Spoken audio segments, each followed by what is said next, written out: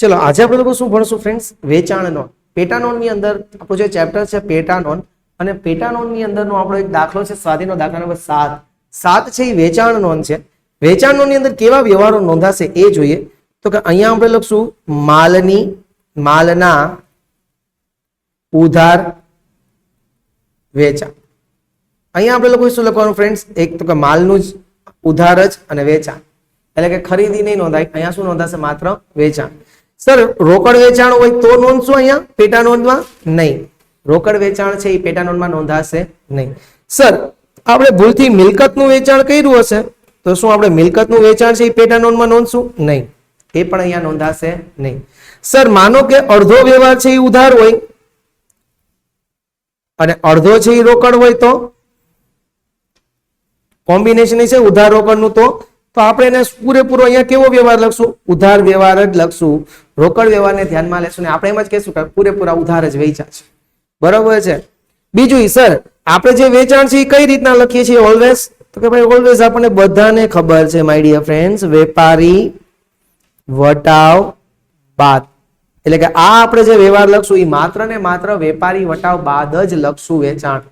Enough. Sir આમાં માનો કે ખર્ચા હશે તો સાદી વેચાણ નોંધ છે તો એની અંદર ખર્ચા હશે તો એને આપણે ધ્યાનમાં નહીં લઈએ. વેચાણ કરવા માટે કોઈ ખર્ચા હશે સાદી વેચાણ નોંધમાં તો એ આપણે ધ્યાનમાં લેશું નહીં. એના માટે એક અલગ ખર્ચાની કોલમ વાળો આવશે, ત્યાં આપણે જોશું. અત્યારે આને કાંઈ જોવાની જરૂર છે નહીં. તો આ છે આપણી પેટા નોંધ ચેપ્ટરની અંદરની વેચાણ નોંધ. ઈઝી હતું કે નહોતું? જેને ઇંગ્લિશમાં બોલે છે સબસિડિયરી બુક્સ. ઈઝી. વાં આપણે આગળના દાખલામાં ખરીદ નોંધ કરી, ત્યાં ઉધાર ખરીદી લખતા હતા, અહીંયા બધું શું લખશું? ઉધાર વેચાણ. લખાઈ ગયું? તો હું આગળ વધું. સીતારામ સીતારામ, ઝડપ કરો.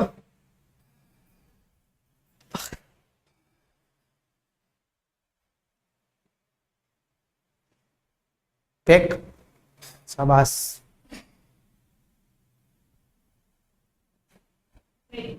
ક્લિયર? ઓકે, ચાલો હું હવે શું કરું છું? ફોર્મેટ બનાવું છું. કઈ રીતનાનું ફોર્મેટ થશે સમજો.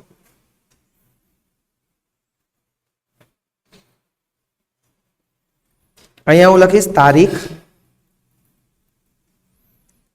મારે માલ કોને વેચવાનો હોય? ગ્રાહકને. તો અહીંયા લખવાનું ગ્રાહકનું નામ. પછી વાં ખરીદીમાં મને બિલ આવતું તો અહીંયા મારે બિલ આપવું પડશે ને, તો એમાં લખવાનું જાવક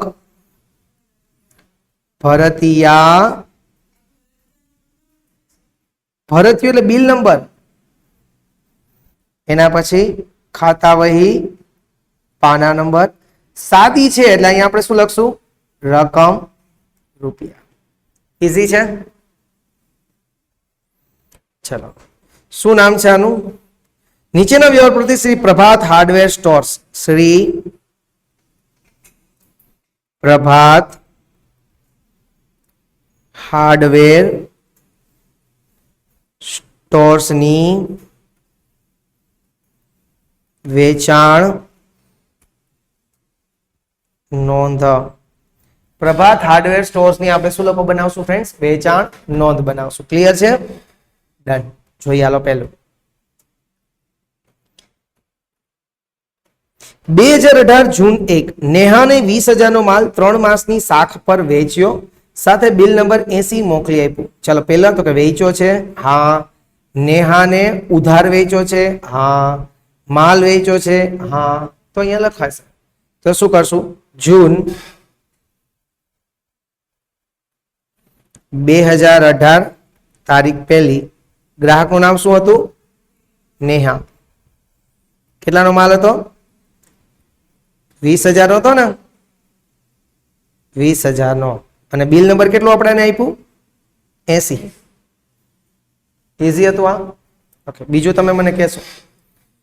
શોધો. વિધિ સ્ટોર્સને રૂપિયા 10,000 નો માલ 5% વેપારી વટાવે મોકલ્યો, વેચ્યો. મજૂરીના 400 સાથેનો બિલ નંબર 85 મોકલી આપ્યો. તો સૌથી પહેલા વિધિનું નામ છે, હા, તો ઉધાર વેચ્યો છે. બીજું આ સાદી પેટા નોંધ છે એટલે એમાં ખર્ચનું આપણે કઈ ધ્યાન લેશું નહીં. 5% વેપારી વટાવ છે તો એને હંમેશા શું કરી દેવાનું હોય? માઇનસ. એટલે કે 10,000 માઇનસ 5%, 511 એટલે વેચો કેટલાનો હોય? 9,500 રૂપિયા. અહીંયા લખશું 8 વિધિ સ્ટોર્સ ખાતે કેટલા રૂપિયા 9,500 અને બિલ નંબર 85. ઇઝી. એના પછી આગળ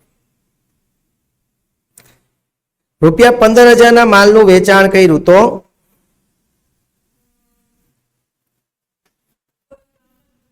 કોઈનું નામ જ નથી, એનો મતલબ એમ કે ઉધાર નથી, આ રોકડ વ્યવહાર છે. આ કયો વ્યવહાર છે? રોકડ વ્યવહાર હોવાથી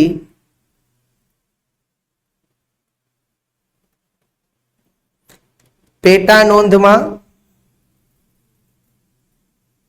નોંધાશે નહીં. રોકડ વ્યવહાર હોવાથી પેટા નોંધમાંની નોંધ થશે નહીં. 10,000 નું યંત્ર ક્રીમાને 3,000 માં વેચ્યું. ઉધાર વ્યવહાર છે.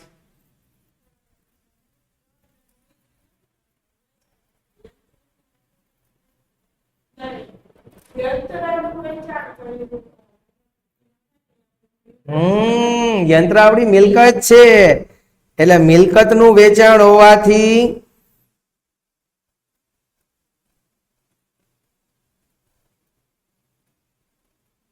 પેટા નોંધમાં નોંધ થશે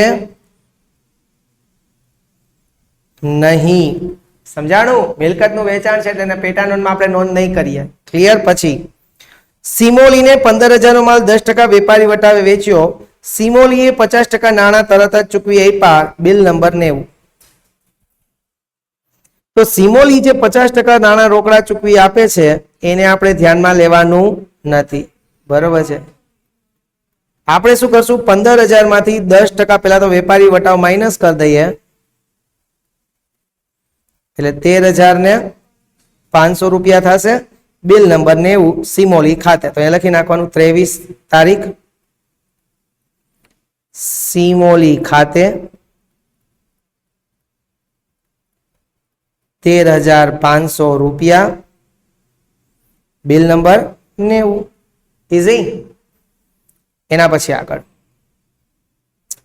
રિદ્ધિને રૂપિયા 20,000 ના માલનું વેચાણ 10% રોકડ વટાવે રોકડેથી કર્યું. નહીં આવે. રોકડ વ્યવહાર હોવાથી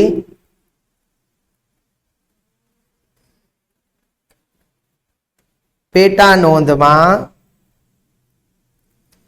નોંધ થશે નહીં. સમજાય છે? ઓકે. મિત પાસેથી રૂપિયા 15,000 નો માલ મોકલવાનો ઓર્ડર મળ્યો. ઓર્ડર મળ્યો એટલે કેવો વ્યવહાર છે ફ્રેન્ડ્સ?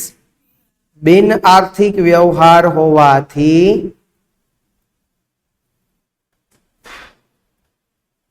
નોંધ થશે નહીં. ક્લિયર છે? વ્રજને રૂપિયા 30,000 નો માલ 10% વેપારી વટાવે વેચ્યો. Bill number 95. વ્રજ નામ આપ્યું છે. હા, તો એનો મતલબ એમ કે આપણે ઉધાર વેચ્યો છે.